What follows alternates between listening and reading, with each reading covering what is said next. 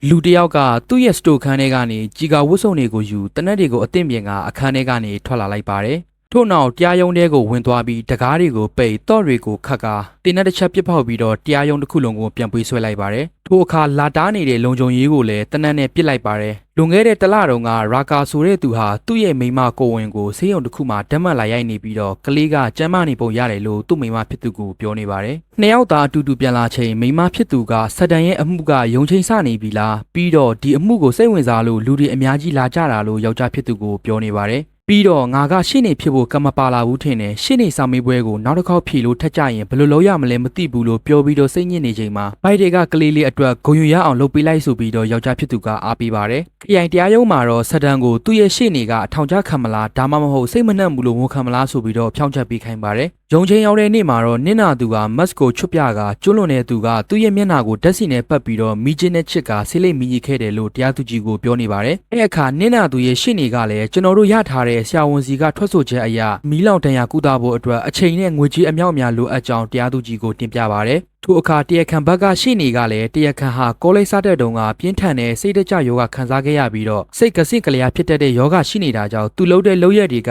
ပြစ်မှုမြောက်သလားဆိုတာကိုမခွဲခြားနိုင်တော့တာပါလို့ပြန်လဲခြေပပါတယ်။ပြီးတော့ဒီလိုစိတ်ပိုင်းဆိုင်ရာအခြေအနေအောက်မှာလုပ်ခဲ့တာတွေအတွက်သူ့ကိုရာဇဝတ်မှုဆိုင်ရာတာဝန်ရှိသူအဖြစ်သတ်မှတ်လို့မရကြောင်းတရားသူကြီးကိုထပ်မံတင်ပြခဲ့ပါတယ်။တရားသူကြီးကတရားခံဟာနင့်နာသူအပေါ်မှာကိုထိလက်ရောက်ကျူးလွန်ခဲ့တယ်။ဒါပေမဲ့တရားခံမှာစိတ်ကစင့်ကလျာယောဂရှိနေတာကြောင့်သူ့ကိုဥပဒေအရနင့်နာသူအပေါ်ကျူးလွန်ခဲ့တဲ့လုပ်ရက်တွေအတွက်တာဝန်ရှိသူအဖြစ်မတတ်မှတ်ပဲဆွဲချက်အလုံးကနေကင်းလွန်ခွင့်ပေးလိုက်ပါတယ်။တရားသူကြီးရဲ့ဆုံးဖြတ်ချက်ကိုမကျေနပ်တဲ့နင့်နာသူမိခင်ကထပြောပေးမဲ့လဲဘာမှမတက်နိုင်တဲ့အခြေအနေမျိုးပြန်ညင်လိုက်ရပါတယ်။တရားရုံးချိန်ပြီးလို့နားနေခံမှလာနေတဲ့တရားရုံးလုံခြုံရေးဖြစ်တဲ့ရာကာစီကိုသူ့ရဲ့မိန်းမကဖုန်းဆက်လာပြီးတော့ရှင်းနေဆောင်မွေပဲအောင်သွားပြီဖြစ်ကြောင်းကိုအတိလှမ်းပေးပါတယ်။တရားရုံးကနေအုတ်ခဲကိုဆွဲပြီးတော့ထွက်သွားတဲ့နင့်နာသူရဲ့အမေကိုတွေ့တော့အနောက်ကနေပြေးလိုက်သွားပါတယ်။နင့်နာသူရဲ့အမေဟာဒီကိစ္စတွေကိုမကျေနပ်တာကြောင့်ကျွလွန်ခဲ့တဲ့သူရဲ့သူ့အဖေရဲ့သူ့ရဲ့ရှင်းနေရဲ့ရှိတဲ့နေရာကိုသွားကအုတ်ခဲနဲ့ထူဖို့ပြင်းနေစဉ်ရာကာဟာလာတားလိုက်ပြီးတော့နင့်နာသူရဲ့အမေကိုဆွဲထုတ်သွားကရာကာကိုလည်းကျွလွန်သူစက်တန်ရဲ့အဖေကသူ့ရဲ့စားတောက်ဆိုင်မှာလာစားဖို့အတွက်ဘောက်ချာကတ်တစ်ခုကိုထုတ်ပေးခဲ့ပါတယ်။ညရောက်တော့ရာကာဟာ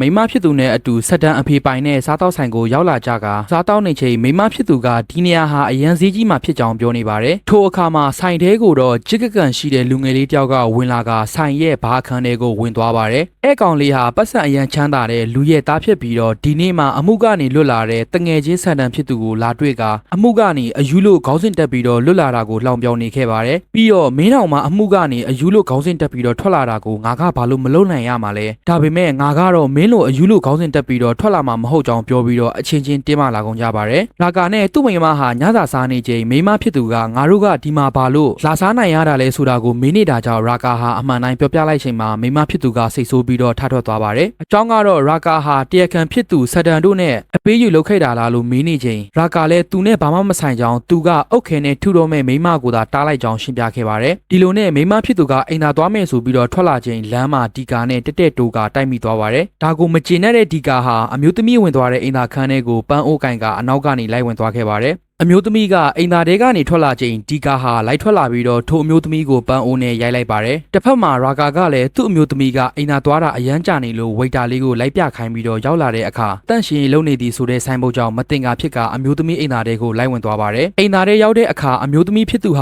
သွေးအိမ်ပေါ်မှာလဲကျနေကဒါကိုမြင်တဲ့ရာကာကလည်းပြပြတလဲနဲ့ဝိတ်တာကောင်လေးကိုအကူကြီးလှမ်းတောင်းပါတယ်။အဲ့အချိန်မှာအိမ်သားခန်းထဲကနေဒီကာဟာအပြင်ကိုပြေးထွက်သွားပါတယ်။ဒါကိုမြင်တဲ့ရာကာကလည်းဝိတ်တာလေးကိုသူ့မိန်းမကိုကြည့်ခိုင်းကသူကအနောက်ကနေပြေးလိုက်သွားပါတယ်ဒီကာဟာဆိုင်ကယ်နဲ့ပြီးနေချိန်ရာကာကကားနဲ့လမ်းပိတ်ပြီးတော့ဖမ်းကမျက်နှာကိုဆက်တိုက်ထိုးပါတော့တယ်ဆေးရုံရောက်တဲ့အခါရာကာရဲ့အမဖြစ်သူရောက်လာပြီးတော့ဘာဖြစ်တာလဲလို့မေးနေချိန်ခွဲစိတ်ခန်းထဲကနေဆရာဝန်ထွက်လာပြီးတော့လူနာကတေဆုံးသွားပြီဖြစ်ကြောင်းစိတ်မကောင်းစွာပြောလိုက်ပါတယ်ဒီကာဟာဆေးရုံမှာလက်ထိတ်နဲ့လှဲနေရပြီးတော့စုံနောက်တယောက်ရဲ့စစ်မေးခြင်းကိုခံနေရကဥပဒေအကူအညီလိုရင်ရှင်းနေနဲ့ဆက်သွယ်လို့ရကြောင်းပြောနေပါတယ်ဒါကိုထားရနေတဲ့ဒီကာကိုတော့လူသက်ပြီးတာတောင်မင်းကရဲနေနိုင်သေးတယ်လို့ပြောကစုပ်လုံးနဲ့ပြစ်ပေါက်ခဲ့ပါတယ်ဒီကာဟာသူ့ရဲ့အဖေဖြစ်သူကိုဖုန်းဆက်ကတီမိုဆိုတဲ့ရှင်းနေကိုငှားထားပြီးဖြစ်ကြောင်းအသိပေးလိုက်ပါတယ်တီမိုဟာသူ့ရဲ့အမှုတဲ့ဒီကာနဲ့တွေ့ဆုံပြီးတော့မင်းအမျိုးသမီးကိုတတ်ခဲ့တာလားမတတ်ခဲ့ဘူးလားလို့မေးကဖြောင်းချက်တွေကိုစုနေပါတယ်ဒါကိုဒီကာကရီတီယာတာတွေပြောနေလို့မင်းသူ့ကိုတတ်လားမတတ်လားဆိုတာငါကြည့်မဆိုင်ဘူးအရေးကြီးတာကငါမင်းကိုဒီထဲကနေထုတ်ပေးဖို့ပဲလို့ပြောလိုက်ပါတယ်ရာကာရဲ့မိန်းမဖြစ်သူအာတူဘမှာတော့လူအနေချင်းသာလာရောက်ခဲ့ကြပြီးတော့ရာကာရဲ့လုံးဖို့ကင်ဘက်တယောက်ရောက်လာကစကားအပြန်လန်ပြောခဲ့ကြပါတယ်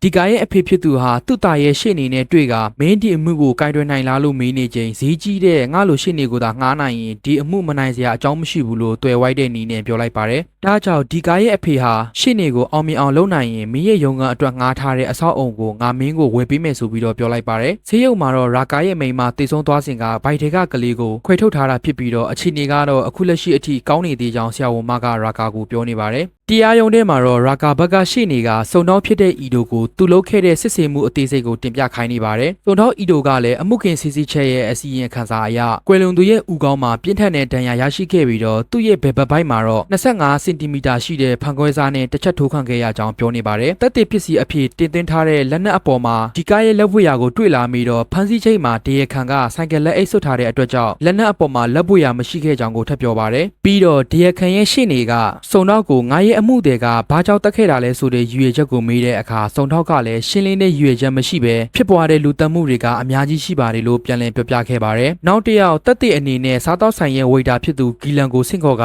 နင့်နာသူရဲ့ရှေ့နေကမှုခင်ဖြစ်ပွားခြင်းမှာအမျိုးသမီးကတတိလစ်နေတာကိုခမားမြင်ခဲ့ရလားဆိုတော့ဟုတ်တယ်ကျွန်တော်ကိုယ်တိုင်လူနာတင်ကားခေါ်ပေးခဲ့တာလို့ပြောခဲ့ပါတယ်။ပြီးတော့ဖြစ်ပွားခြင်းမှာအမျိုးသမီးအိမ်သားထဲမှာဒီကောက်ကိုတွေ့ခဲ့တာလားလို့မေးတော့တွေ့ခဲ့ပါတယ်လို့ပြန်လည်ဖြေကြားခဲ့ပါတယ်။နင့်နာသူရဲ့မေကုံမေးအပြီးမှာတော့တရခန်ရဲ့ရှေ့နေကဒီကာကအိမ်သားထဲမှာရှိနေတာကိုမြင်ခဲ့ရဆိုရင်ဒီကာကအမျိုးသမီးကိုတတ်တာရောမြင်ရလာလို့မေးလိုက်တာကိုမမြင်လိုက်ဘူးလို့ပြန်လည်ဖြေကြားလိုက်ပါတယ်။ထပ်ပြီးတော့အိမ်သားတွေကအခြေအနေဘယ်လိုရှိလဲမေးတော့တည်ဆုံးသူအမျိုးသမီးမှာဖန်ခွဲစားနဲ့အထိုးခံရကအဲ့ဖန်ခွဲစားကိုတော့ထိုအမျိုးသမီးရဲ့ယောက်ျားဖြစ်သူကကင်ထားကြောင်းကိုပြောပြခဲ့ပါတယ်။ဒီတစ်ချိန်မှာတော့ရာကာကိုတတ်တဲ့အဖြစ်ခေါ်ကပောက်ခရတွေမေးပြီးတော့ဒီကာကိုထိုးနေတဲ့ CCTV မှတ်တမ်းကိုဖွင့်ပြလိုက်ပါတယ်။ပြီးတော့အမှုဖြစ်တဲ့နေရာမှာလူ၃ယောက်ရှိနေခဲ့တယ်။ပထမတစ်ယောက်ကလူတက်ဖို့အကြောင်းပြချက်မရှိတဲ့ចောင်းသားစားတောက်ဆိုင်ကဝိတ်တာတတိယတစ်ယောက်ကခင်ပွန်းဖြစ်သူလို့ပြောကဒီအမှုရဲ့တရားခံအဖြစ်ရာကာကိုမဖြစ်ဖြစ်အောင်ကွင်းစင်ပြောဆိုနေပါတယ်။တရားရုံးချိန်ပြီးတဲ့အခါမှာတော့ရာကာရဲ့ရှေ့နေဖြစ်သူဘယ်သွားလဲဆိုတာကိုရာကာကနောက်ရောက်ခံလိုက်ကြည့်ခဲ့ပါတယ်။ရာကာရဲ့ရှေ့နေဟာသူ့ရဲ့အမှုပြိုင်ဘက်ရှေ့နေနဲ့တရားခံရဲ့အဖေတို့ကိုတွားရောက်တွေ့ဆုံခဲ့ပါတယ်။သူတို့ရဲ့စကားဝိုင်းမှာတော့တရားခံရဲ့ရှေ့နေက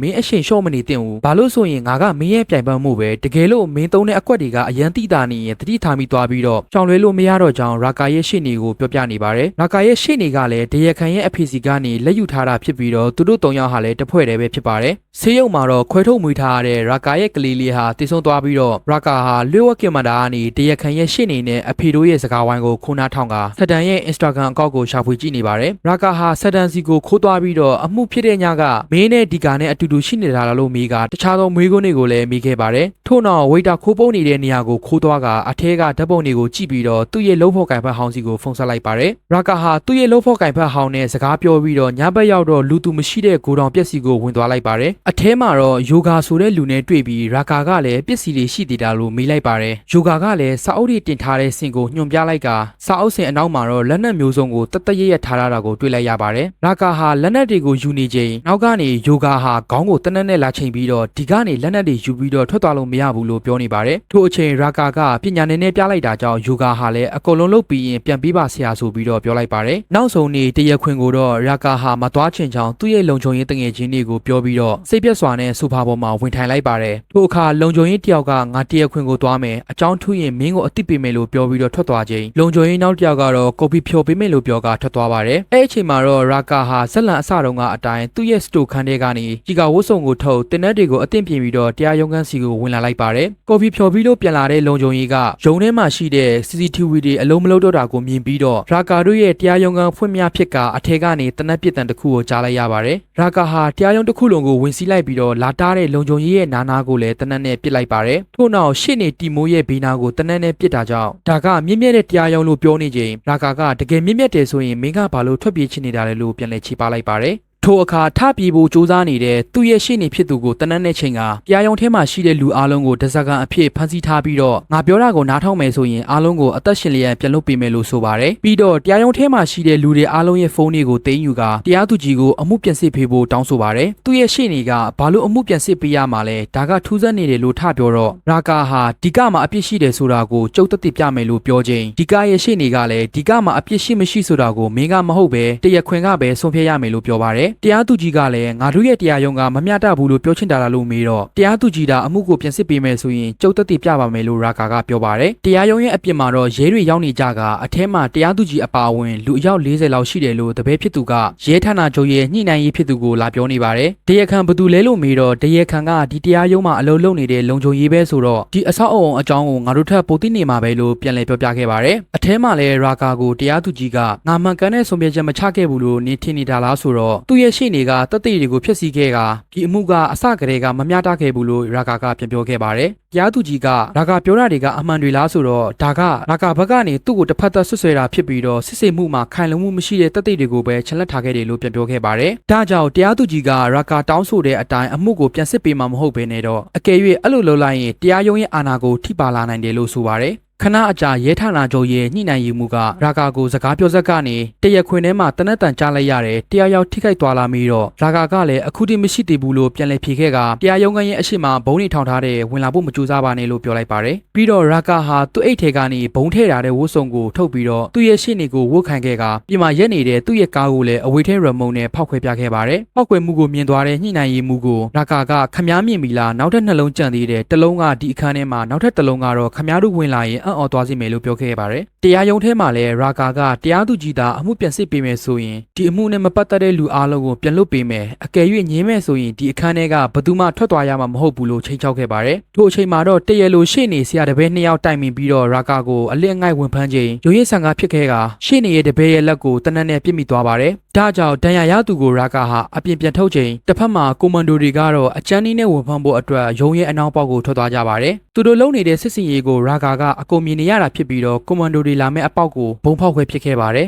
ဒီဘုံကသတိပေးခြင်းအောင်တတ်တာဖြစ်ပြီးတော့ရာဘာဘုံဖြစ်တာကြောင့်ဘယ်သူမှမတိဆုံးခဲ့ကြပါဘူးရာကာဟာသူ့ရဲ့ရှေ့နေကပြိုင်ဘက်ရှေ့နေတို့နဲ့တွားတွေ့တဲ့အပုံတွေကိုတရားသူကြီးထံတင်ပြပြီးတော့ရင်ခွဲစစ်ဆေးချက်တွေကိုတရားသူကြီးထံပေးနေချိန်ရှေ့နေတီမိုကလာလူယူသွားပါတယ်ထွက်ပြေးသွားတဲ့ဝေတာဖြစ်သူဂီလန်ကတော့အင်နီညာက CCTV မှတ်တမ်းတွေကိုထုတ်ကြည့်နေပြီးနောင်တရနေပါတယ်တရားသူကြီးကတော့ဒီအမှုရဲ့အမှန်တရားကိုသိရှိတာဖြစ်ပြီးတော့အကယ်၍အမှုပြန်စစ်လို့နေယုံကြည်ထားတဲ့စီရင်ချက်မထွက်ရင်တောင်တစက္ကန့်တွေကိုပြန်လွတ်ပေးရမယ်လို့ဆိုပါတယ်ပြီးရင်ဘလို့စီရင်ချက်ပဲထွက်လာပါစေဒါဟာအကြက်ကင်မှုအောက်ကနေစစ်ရတဲ့အမှုမလို့အရာအလုံးကပြက်ပြက်သွားနိုင်တယ်ဘရာကာကလည်းအခြေအနေခုတော့ရှိတယ်ဒီစစ်ဆေးမှုကို YouTube ကနေလိုက်လွှင့်မယ်လို့ဆိုကတရားသူကြီးပြောတာတွေကိုလက်ခံလိုက်ပါတယ်ထို့နောက်တစက္ကန့်တွေကိုသူတို့ရဲ့ဖုန်းတွေပြန်ပေးကပြန်လွတ်လိုက်ပြီးတော့ YouTube ကနေလိုက်လွှင့်ကအမှုကိုအစကနေပြန်စစ်ပါတော့တယ်အမှုကိုပြန်စစ်တဲ့အချိန်မှာတော့ရှေ့နေတီမိုဟာသူ့ရဲ့အမှုတွေကိုအခင်းဖြစ်တဲ့နေ့တုန်းကကြုံတွေ့ခဲ့ရတာတွေကိုစမိခဲ့ပါတယ်ဒီကာကလည်းကျွန်တော်အဲ့နေ့ကအရေးကြီးပြီးတော့ယောက်ျားအိမ်သားကအဝေးမှဖြစ်တာကြောင့်တန့်ရှည်လုံနေတဲ့အမျိုးသမီးအိမ်သားမှာလူမရှိဘူးအထင်နဲ့ဝင်သွားမိခဲ့ပါတယ်လို့ပြောခဲ့ပါတယ်ခဏအကြာမှာတော့ဗိုက်ကြီးတဲ့အမျိုးသမီးဝင်လာပြီးသူ့ရဲ့အမျိုးသားကအနောက်ကနေလိုက်ဝင်လာကရန်ဖြစ်စကားများရကနေယောက်ျားဖြစ်သူကမိန်းမကိုပန်းအိုးနဲ့ရိုက်ခဲ့တယ်လို့လိန်လည်ထွက်ဆိုလိုက်ပါတယ်ဒီအခါရာကာကတရခန့်ကိုမင်းကအကုန်လုံးမြင်ခဲ့တာဆိုတော့အဲ့နေ့ကငါလက်အိတ်ဘာရောင်ဝတ်လာတာလေလို့မေးလိုက်ရာဒီကာကဘာမှမို့ထားဘူးလို့ပြောလိုက်တော့ဒါဆိုလက်အိတ်မို့ထားဘူးဆိုရင်ငါရဲ့လက်ပွေကဘာလို့ပန်းအိုးကွဲစားမှမရှိတာလေလို့မေးနေချိန်ဒီကားရဲ့ရှေ့နေကထကန့်ကွက်ပါတယ်ပြီးတော့ရာကာရဲ့မိန်းမကစားတော့ဆိုင်ကနေစိတ်ဆိုးပြီးထွက်သွားတဲ့ဗီဒီယိုကိုပြကမိကုန်းနေမေးနဲ့အနာကပ်လာချိန်ရာကာရဲ့ညာဘက်ဝန်ပိုက်ကိုစနိုင်ပါနဲ့အပြစ်ခံလိုက်ရပါတယ်။ဒါကြောင့်တရားသူကြီးကနင်းရဲ့ဒဏ်ရာကဆေးကူးသားဖို့လိုအပ်တာကြောင့်ဒီတရခွင်ကိုရပ်ဖို့ပြောလိုက်ပါတယ်။ရာကာကလည်းခေါင်းမစွာနဲ့ငင်းဆန်လိုက်ချိန်တရားသူကြီးကအပြင်ကညှိနှိုင်းရေးအဖွဲ့အစည်းကိုအကယ်၍ဒီလိုဆက်လုပ်နေမယ်ဆိုရင်ဥပဒေစိုးမိုးရေးကိုချိန်ချောက်တယ်လို့သတ်မှတ်မှဖြစ်ပြီးတော့တရားစွဲမယ်လို့ပြောတာကြောင့်ညှိနှိုင်းရေးအဖွဲ့ခေါင်းဆောင်ကသူ့ရဲ့လူတွေကိုထပ်မလုပ်ဖို့အမိန့်ပေးလိုက်ပါတယ်။ရာကာရဲ့အလုပ်ဖော်ကင်ဘက်ဟောင်းကဝေတာလေးနောက်ကိုနောက်ရောက်ခံလိုက်နေပြီးတော့လမ်းကြားတဲ့အရောက်မှာဖမ်းဖို့ကြိုးစားနေချိန်ပြေးပြီးတော့လွတ်မြောက်သွားပါတယ်။ဒီကြောင်းတွေကိုရာကာထံဖုန်းဆက်ပြီးတော့အသိပေးပြီးရာကာကလည်းတီမိုနဲ့တရခန်ရဲ့အဖေပြောနေတဲ့လျှို့ဝှက်စကားဝိုင်းကိုထုတ်ပြခဲ့ပါတယ်။ထိုဗီဒီယိုမှာတော့သူတို့ခိုင်းခဲ့တဲ့ဝေတာကောင်လေးဟာထွက်ပြေးသွားခဲ့ပြီး CCTV မှတ်တမ်းတွေကိုလည်းဖျက်ခိုင်းခဲ့တယ်လို့ဆိုပါတယ်။ဒါကိုရှေ့နေတီမိုကပုံမှန်တွေရွတ်ပြပြီးတော့ညင်းတာကြောင့်တရားသူကြီးလည်းလက်ခံလိုက်ပါတယ်။ရာကာကလည်းကြံရမရဖြစ်နေချိန်လိုက်ကနေဝေတာဖြစ်သူကိုဒီလိုတက်တဲ့အမားတွေပေးရင်မင်းပဲတော်မှာစိတ်အေးလက်အေးအိပ်ရမှာမဟုတ်ဘဲနဲ့အမြဲတမ်း6လက်ခံနေရမယ်လို့ပြောနေပါတယ်။ပြီးတော့ဒီကာရဲ့တငယ်ချင်းဖြစ်သူဆတ်တန်ကိုဆင့်ခေါ်ကအိနေညာကမင်းတို့ဘာတွေပြောခဲ့တာလားလို့မေးပါတယ်။ဆတ်တန်ကလည်းအိနေညာကသူ့လူတယောက်ကိုတက်ပြီးတော့အမှုကနေလွတ်အောင်လုပ်ပြမယ်လို့ပြောနေချိန်ရှေ့နေတီမိုကဆတ်တန်စီမှာစိတ်ကစင့်ကလျာယောဂရှိနေပြီးတော့သူပြောတာတွေကိုတက်တဲ့အဖြစ်ခံယူလို့မရကြောင်းပြောပါတယ်။ဒါကိုတရားသူကြီးကလက်ခံလိုက်ပြီးအမှုကခိုင်လုံတဲ့တက်တဲ့ဝင်ရှိပေနဲ့အဆုံးသတ်တော့မဲ့အချိန်မှာရာကာရဲ့လုံးဖို့ကင်ဖက်ဟောင်းစီကနေစာဝင်လာပါတယ်။တကယ်တော့ဝေတာလေးဟာသူအရင်တရားရုံးချိန်တုန်းကတက်တဲ့အတုတွေကိုပေးခဲ့တာဖြစ်ပြီးတော့အခုတစ်ခါမှအားလုံးကိုဝန်ခံခြင်းကြောင်းပြောကသူ့ကိုရှေ့နေတီမိုကအတင်းကျပ်ခိုင်းစေခဲ့တာကိုထုတ်ဖော်ခဲ့ပါတယ်။ထို့နောက်အိနေညာက CCTV မှတ်တမ်းကိုလည်းပြလိုက်တာကြောင့်အကုန်လုံးဖုံးမနိုင်ဖိမရတွေဖြစ်ကုန်ပါတယ်။ CCTV မှတ်တမ်းထဲမှာတော့မင်္ဂလေးအိမ်သားတွေကိုရာကာရဲ့မိန်းမဖြစ်သူဝင်သွားပြီးဒီကာဟာအနောက်ကနေပန်းအိုးကိုယူကလိုက်ဝင်သွားတာကိုမြင်လိုက်ရတာကြောင့်ဒီကာဟာယူကြောင်မှုကြောင့်နဲ့တရားရုံးမှာထထောင်ကြမှာတော့တယ်အမှုစစ်အပြီးမှာတော့ရာကာဟာအဖမ်းခံခဲ့ပြီးဒီကာကိုတော့ကြိုတင်ကြံစည်မှုလူတက်မှုနဲ့ထောင်25နှစ်တရားခံနဲ့တရားလိုရှိနေ2ယောက်ကိုတော့ဥပဒေစိုးမိုးရေးလှုပ်ထုံလုပ်နေတွေကိုချိုးဖောက်မှုအတွက်အရေးယူမှာဖြစ်ပြီးစီးပွားရေးလုပ်ငန်းရှင်ဒီကာရဲ့အဖေကိုတော့လူတက်ဖို့တွေးထိုးမှုတက်တေဖြောင်းမှုနဲ့တရားစွဲသွားမှာဖြစ်ပါတယ်ရာကာကလည်းသူလုပ်ခဲ့တဲ့လုပ်ရက်တွေကြောင့်အစိုးရရှိနေအဖွဲ့ဟာထောင်10နှစ်ချလိုက်ပါတယ်ရာကာဟာတရားရုံးထဲကနေထွက်လာချိန်သူ့ရဲ့မိန်းမဖြစ်သူကိုမျက်စိထဲမှာမြင်အောင်ရင်းနဲ့ဇလန်လေးပြီးဆုံးသွားပါတယ်